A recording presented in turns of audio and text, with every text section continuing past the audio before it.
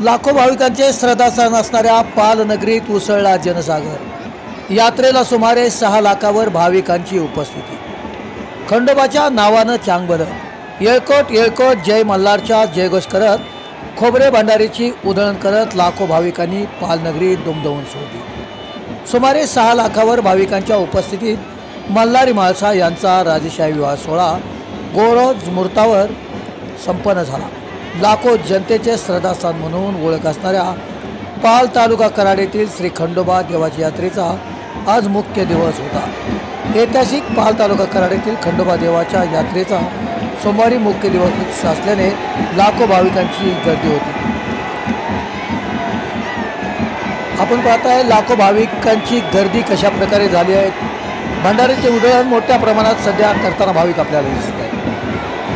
पालनगरीत खंडोबा म्हाळसा यांचा शाही विवाह सोहळा पाहण्यासाठी असलेला अथांग जनसागर भंडारा खोबऱ्यांच्या उधळणीने पिवळा धमक झाला।